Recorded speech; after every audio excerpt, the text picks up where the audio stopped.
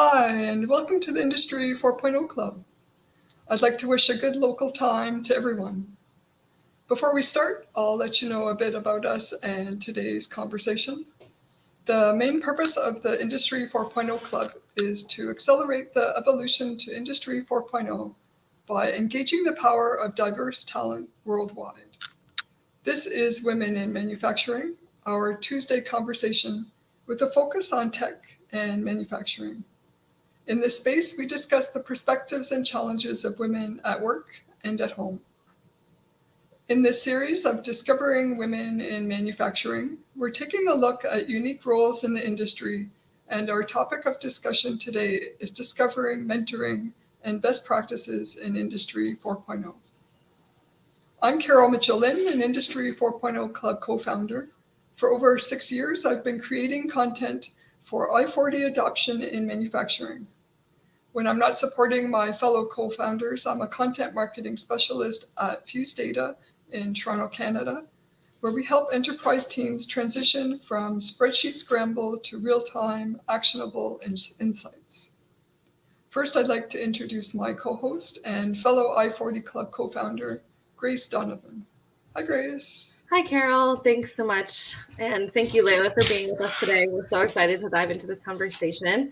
As Carol mentioned, I'm a fellow co-founder of the Industry 4.0 Club. I've been co-hosting with Carol for 2 years now and have a very varied experience and background in manufacturing over the course of the last 6 years. Most recently, I was working software for connecting shop floor employees with top floor management. And most recently, I'm the director of the Rural Engagement and Vitality Center in Eastern Oregon that is working with rural communities and connecting them with university resources to make more opportunities for people in rural areas and looking in areas of manufacturing there. So thanks so much for having me today. Thanks, Grace. I'd like to introduce our guest, Leila Lungalak-Bartoshuk. Thank you very much for being with us today. Thank you. First of all, I want to thank you for the invitation to say hello to everyone. Good morning, good afternoon, good evening.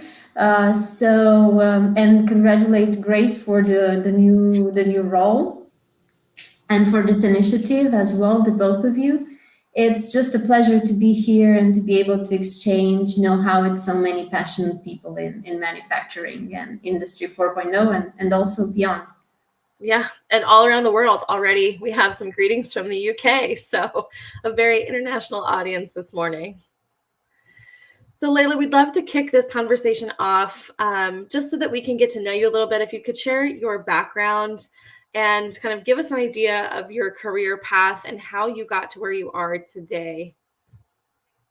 Of course. So for those of you who don't know me, I have always been passionate about discovering new business models, about finding ways to put the human component in the center of the digitalization process, of building collaborations in all my work, and of integrating innovation, education, and business in a whole ecosystem. This has led me to work with companies across Europe and collaborate with companies in the US as well, leading transformation processes and building partnerships in the IT sector, in Industry 4.0, and also superior education spaces. And I think that this is why I believe that now I have found the perfect balance for me between working in superior education as a professor, team coach, and researcher, and managing my own company and business model, the strategy of kindness. So these are the hats that I'm wearing now: mentor, teacher, entrepreneur, and strategist. That is a lot of hats. And I was wondering if you could also share perhaps a little bit more about kind of what led you to found kind of the strategy of kindness. What was your aha moment of this is something that we need to have a focus on in the Industry 4.0 space? Well, not just for the Industry 4.0 space, but the strategy of kindness is based on 8 years of research that I've been doing, and depending on the different roles that I had, I saw a need of integrating kindness and of changing the KPIs, adding some new KPIs measuring also the quality of the business relationships that we are building, and to aim for a sustainable digital transformation process. So that was the idea, and I started developing it along the way with the different roles that I had. Mm-hmm. So at one point, I heard you mention kind of in a different interview that 80% of digital transformation efforts are failing, and kind of connecting that to perhaps lack of trust, lack of collaboration that we'll see at different levels within an organization. As you correctly mentioned, this goes well beyond kind of manufacturing and Industry 4.0. This is something that you can find in any business. But I'm curious kind of where those two pieces connect in your research. Of course, because it all starts with, if we are to go into exactly what the strategy of kindness is, and maybe this is also a way in which I can better answer your question, of course. On the strategy of kindness, we have three C's. So I've built it around 3 C's. And these are the competitive advantage. Mm-hmm. It's the collaborative leadership and a collaboration model, and of creating networks. So by developing on each of these C's, you can then implement the strategy, but also help you digitally transform and know what part of the digitalization process is needed in that time for you and your business, how to create this network of trust that can help you on the long run and is the key to success on the long run. And with the competitive advantage, you find it, you transform it with kindness, you just transmit it to the world and achieve the overall purposeful digitalization if you want. And this is how it relates and connects the two. That's really, I think it's really important. I think so often our conversations around Industry 4.0, we spend a lot of time talking about technology, but it really comes back to people. And I think there's much more of a widespread acknowledgement of that. And so I think the strategy of kindness like fits so well into kind of that conversation, is perhaps a little bit ahead of its time, I think, because you've spent 8 years developing this. But I think people sometimes undervalue or don't know how to recognize the importance or impact of trust in an organization when you're doing large initiatives like this. And so I think that's something that I'm happy to highlight and really value kind of your input there. So thank you. Thank you. Thank you. Well, in a nutshell is what you said. And based on my research, the combination of gentle kindness and hard data is crucial for having this successful transformation initiatives. Now, maybe one of the initiatives related to that, especially maybe on the network building and building trust and collaborating, is something that is actually the reason why I met you, was through the shared wisdom in Industry 4.0. And I think that is doing exactly what you mentioned. And I was lucky to listen to your first meetups that really focus on manufacturers. And we talked a little bit about it during our series kickoff back in July. But for those that really weren't at the meetups or didn't listen to the kickoff, if you could let our listeners know how the initial meetups went, and what you learned from them, as well as let them know about your upcoming third meetup in September. Thank you, Carol. It would be my pleasure. And I do hope that many of you present today, or the ones listening to the recording afterwards, can join us and experience it firsthand on the 28th of September. We are going to have the third episode. And what will happen? We will continue our journey of shared knowledge and collaboration among manufacturers with some interesting topics and guests. The event on LinkedIn has just been created. You have the link there. It is a chance to get to know each other, to discover new strategies and solutions in the landscape of the Industry 4.0.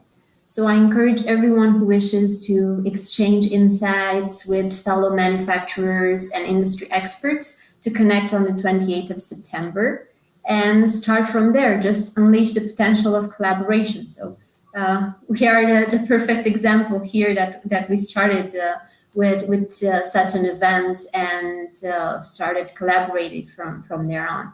And this is key. And this initiative also, I want to mention that it's built together with Santinella, one Industry 4.0 solution for manufacturers, and the Industry 4.0 Club, because we strongly believe that collaboration is key. And through this sort of initiatives that we try to achieve this, right? And apart from myself, during the event, you will get to exchange ideas with Santinella CEO, Sorin Petcu, with Industry 4.0 CEO, Mike Yost, with Senior Director of Industry Partnerships at Purdue University, Brad Beach, and also a lot of our esteemed guests. So I really hope you can make it. Thanks, Leila.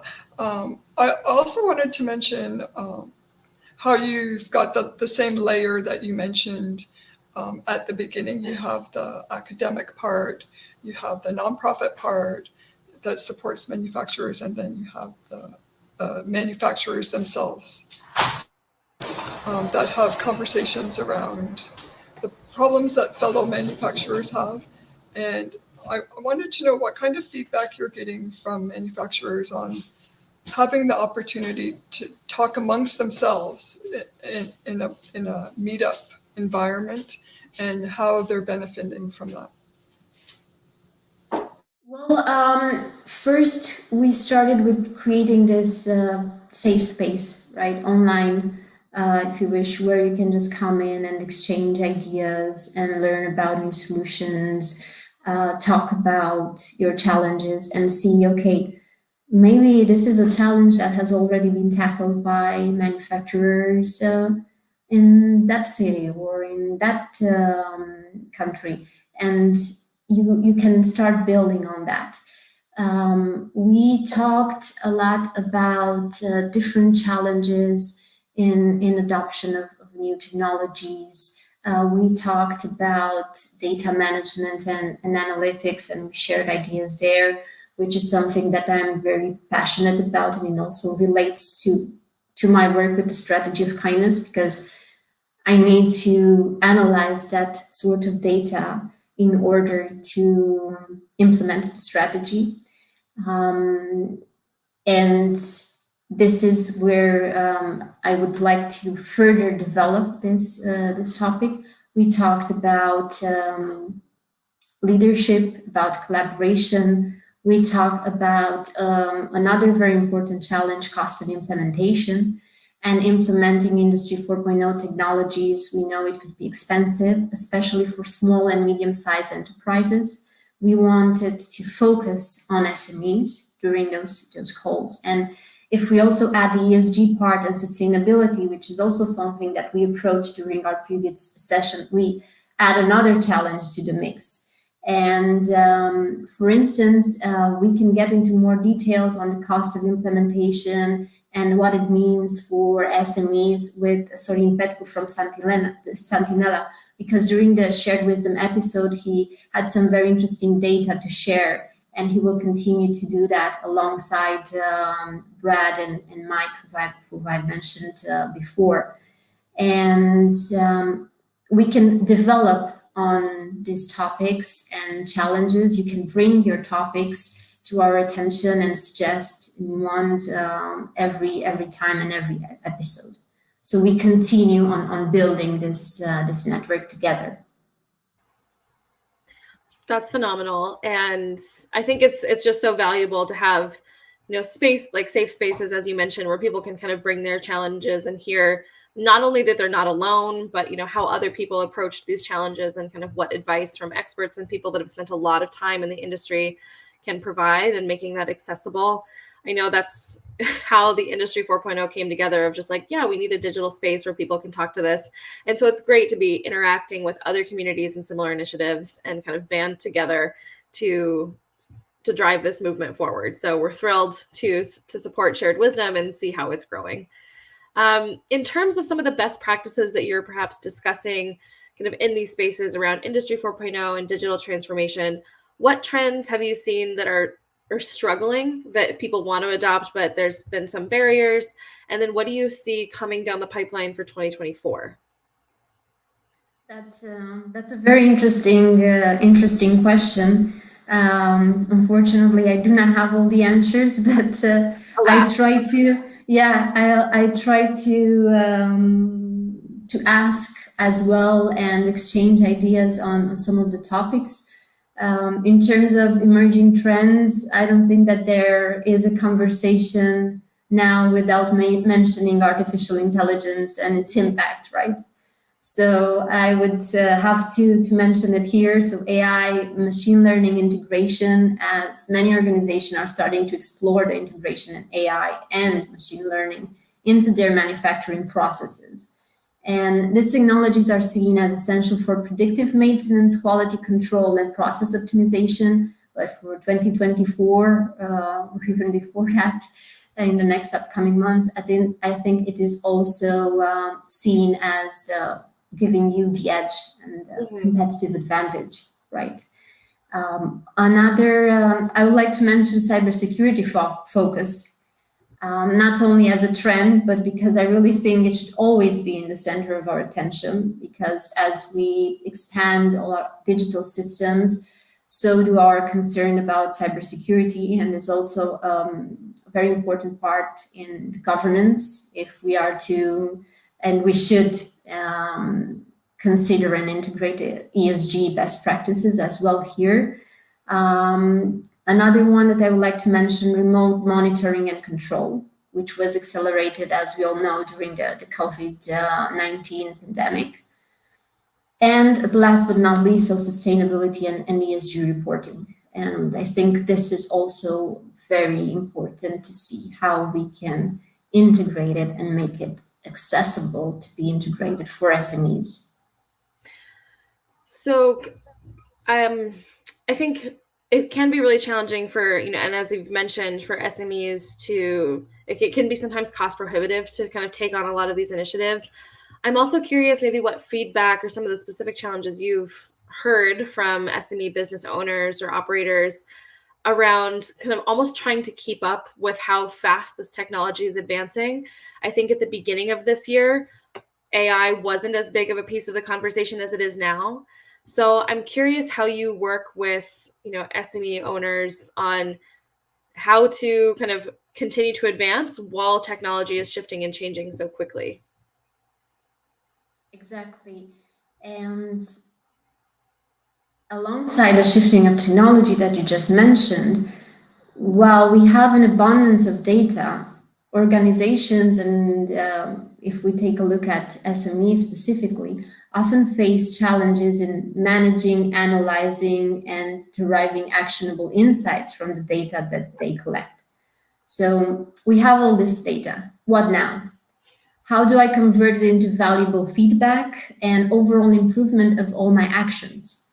And here I rely on working with my partner, Future Processing, whilst implementing the strategy of kindness as an example, in detecting the right data and analyzing it from both the qualitative and quantitative perspective, and based on that to refocus the entire digitalization process.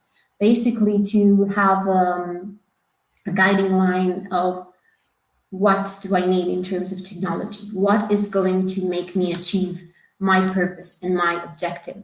So using the right tools, it could be AI or other technologies to achieve my overall objective. My overall objective, from my experience so far, it shouldn't be implementing AI. No.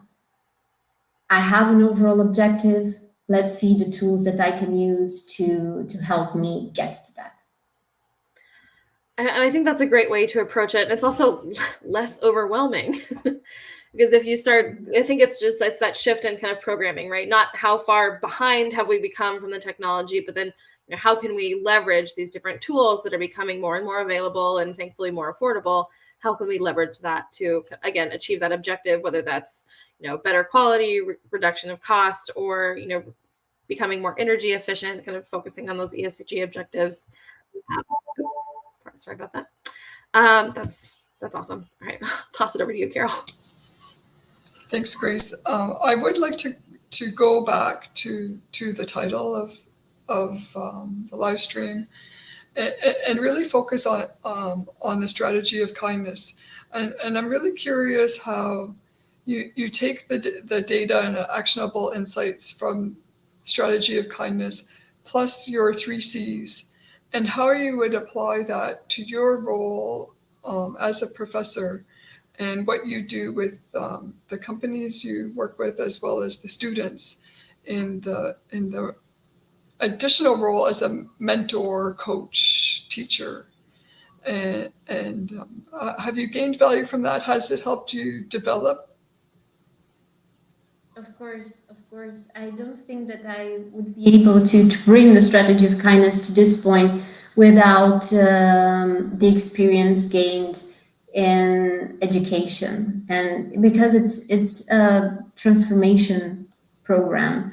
And I always think that in order for a digital transformation process to be successful, we need to always be teachable.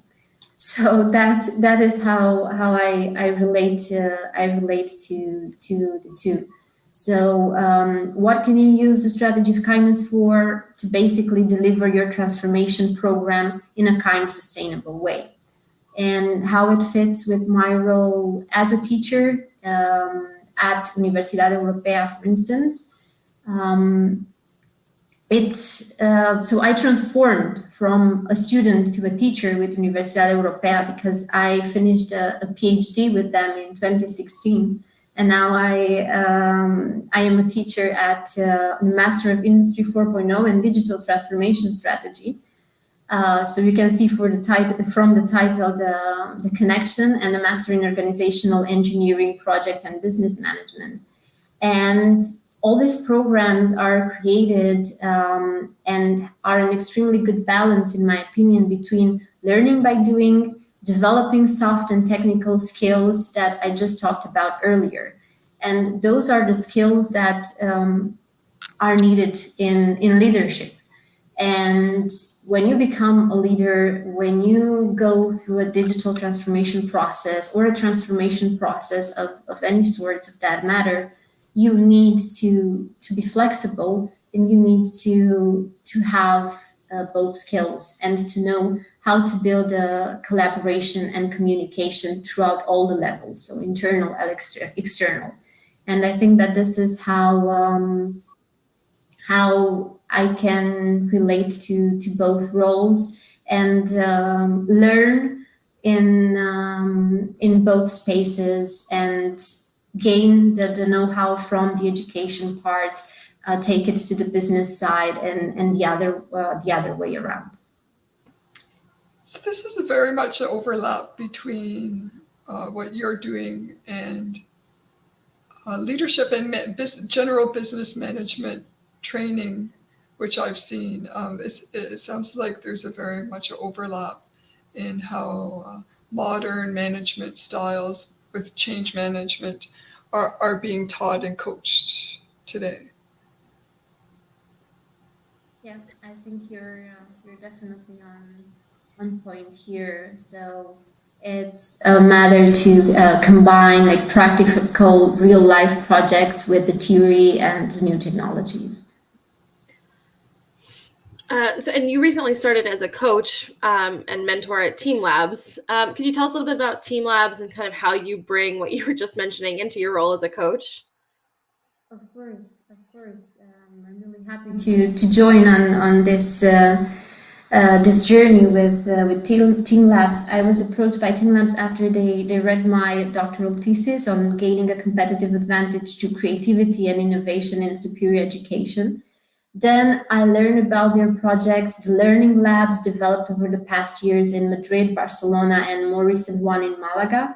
And I was intrigued by their objective to empower young future entrepreneurs with a learning mindset where experimenting and teamwork is what defines the entire learning process. So I saw it as an opportunity to join them in their efforts and to support and coach future entrepreneurs, right? Help them form their own leadership style that we talked about before, adapt to different scenarios, and develop business ideas and companies that innovate and transform. I think that's awesome. It's great just to see kind of the interplaying of all of these different elements and kind of the experience that you can bring and share. I think one of my favorite things that I learned from being in an environment similar to the one that you're sharing with Team Labs and just kind of the importance of experimentation was also the importance of failure and how to fail fast, but also fail forward. So really changing your mindset around failure, which I think for a lot of us was taught as like, it's not a good thing. It's maybe something to be embarrassed about. You should try and avoid it at all costs. And it can be really difficult sometimes to transform that mindset around, okay, well, let's just get it out of the way and, learn from it and move on. I know that was challenging for me. I think entrepreneurs might have a different mindset around it naturally, but it's still an important skill to learn. But it's definitely, and maybe we can have a talk on this topic, and you can exchange ideas on it. I would really like to hear from you and your experience. Well, gladly. I have my calendar marked for the 28th. So in our last broadcast, we spoke with Allison Grealis, who's the president and founder of Women in Manufacturing here in the United States. So that's kind of the trade association. We share a name, and we're members of their association. But they worked with Xometry, which is to produce a report. And one of the things that they looked at was manufacturing professionals and women's representation in leadership roles. So right now, we're seeing around 30% representation of women in manufacturing across the board, but only 25% of manufacturing leaders are women. That hasn't significantly changed since 2021. And I'm curious, because I think we're all looking to see, how can women continue to advance in this career path? How can women continue to be more represented in manufacturing? I'd like to hear kind of from your strategy of kindness, how you also see that interplaying with the advancement of women. Sure. I think that for women to be dedicated to just one sole path and project, it means to renounce attributes that are characteristic of womanhood and probably disconnected to the statistics that you presented and mentioned. It's depending on each of our unique personalities in the balance of managing these attributes. Some can weigh more than others, right, in our career path. The business environment is more permissive for women to lead, to mentor, and to thrive. This is what I've seen in my work so far and in teaching. I think that each woman has to believe that she can and she will, because it is up to each one of us, and to work on developing her skills and bring what makes her unique to the table. And when you have that, I think that nothing can stop you. Yeah, there's that getting into that kind of competitive advantage, right? Exactly. I think that there's also a lot of now new space that's being held for kind of women in the industry. And I think just like the reaffirming kind of like the kindness aspect of it, of, kind of supporting each other within the industry, but then also, again, with that mentorship coming in, building a lot of connections and relationships that are going to help folks advance. I think there's a lot of new attention on the subject, and there's a lot of ways that women are being drawn in. So I'm personally very optimistic about this. Likewise. Now, Leila, in this series, we've called it Discovering Women in Manufacturing. And we're asking all of our guests, and we're very curious actually about what your answers would be. Now, what does discovering mean to you? And if you can take it another step further, what does discovering women in manufacturing mean to you? Those are two very interesting questions. I'll try to answer them both. When I think of discovering, I think of the step between creativity and innovation. So that point, right after you start embracing that creative mindset of, asking questions, you feed and develop the discovery process, in my view. And once you start discovering, you continuously feed back the creativity and curiosity part. And I really believe that this is how innovation comes to life, from a continuous interaction between creativity and discovery. And just to take it from there, once we are in this innovation process and mindset, discovering mindset, I think that we will be successful on the long run.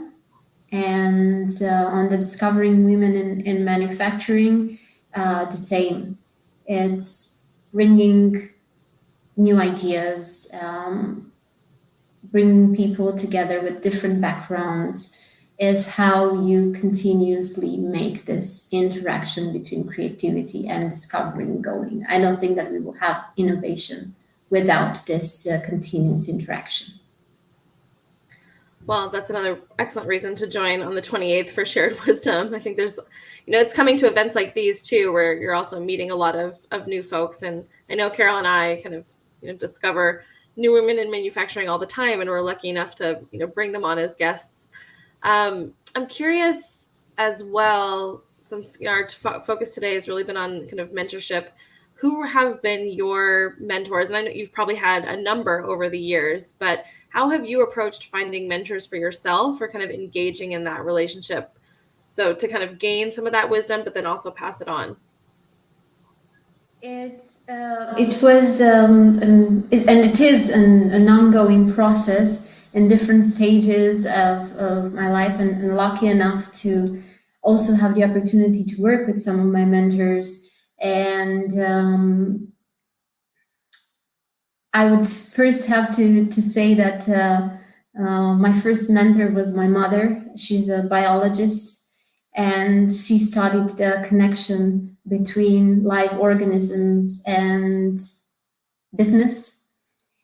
I was always finding her passion to do research, to investigate, to ask questions, which I think that formed me into the person that I am today, right? To have this creative mindset.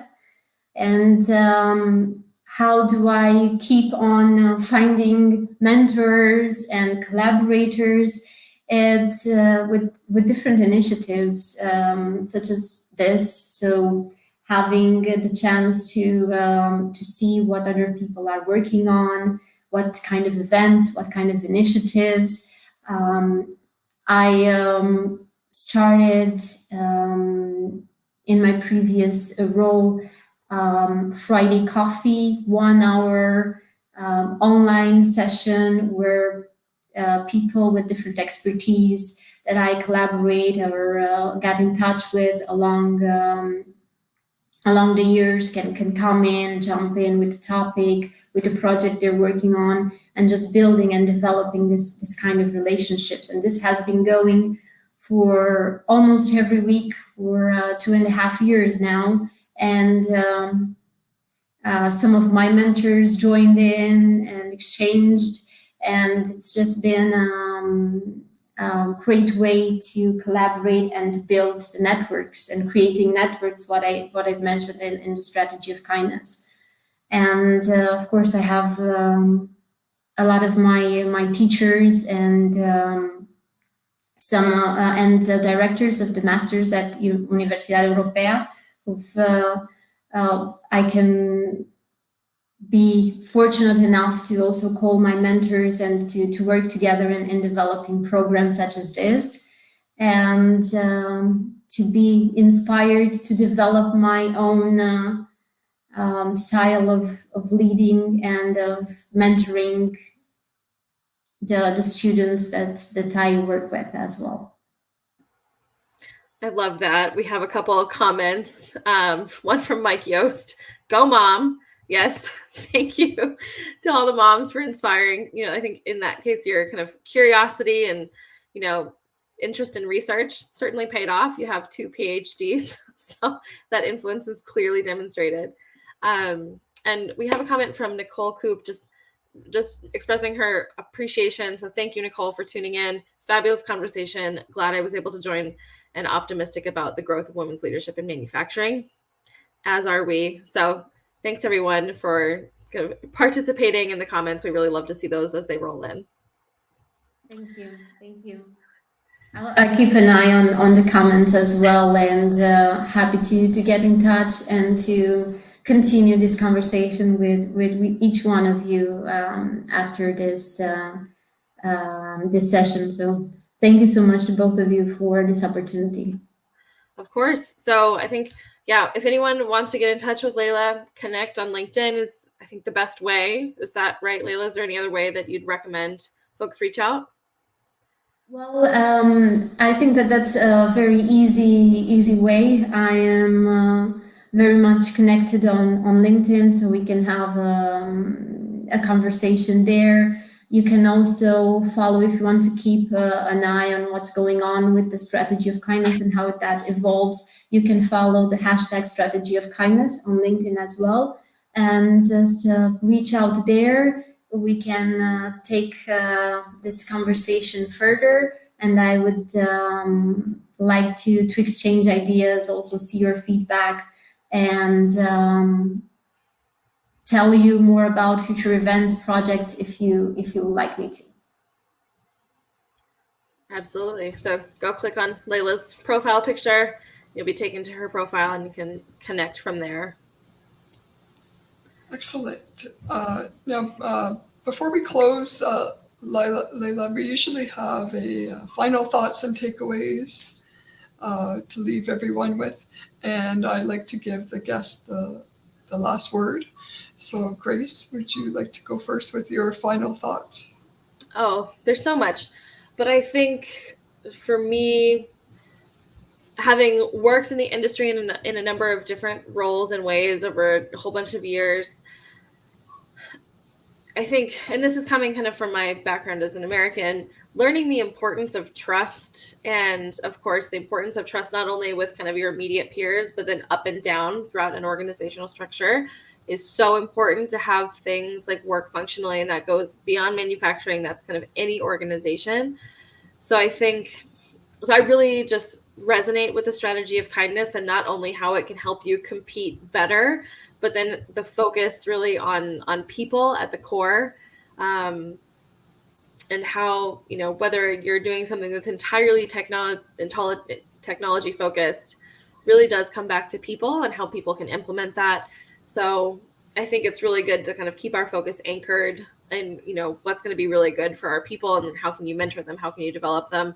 And how can you seek that for yourself? So I think we keep coming back to this, creating a personal board of directors for yourself and your own career and for whatever it is you're trying to accomplish. That's something that a number of guests have brought up, and we like to repeat, because I think it is really relevant as challenges change, as new technologies become available, whatever stage of life that you're in. Some mentors, might need to kind of get rotated out and bring new ones in, so that you can kind of tackle the new challenges head on and with the appropriate advice. I think that goes for business as well as just like personal career development. So I see that kind of underpinning a lot of our conversation, and I'm just really grateful for the chance to be able to speak with you here today, Leila. So that's my big takeaway. Thanks, Grace. That was a big takeaway. Thank you. I really like what you talked about with the innovation part, where creativity plus discovery gives opportunities for innovation and the continued innovation through going back to that. And I'm wondering if I could stretch that into the box of digital transformation, where sometimes for digital transformation to take place, some innovation has to happen. And by bouncing from creativity and to discovery, you can continue on your digital transformation that way as well. And I really like where you brought that. So thanks very much for that. So we'll leave you with the last word. Thank you. Thank you. Thank you for all your kind words. And let's see where this takes us. This would be my takeaway. This is just a first step. We can take this to a whole nother level.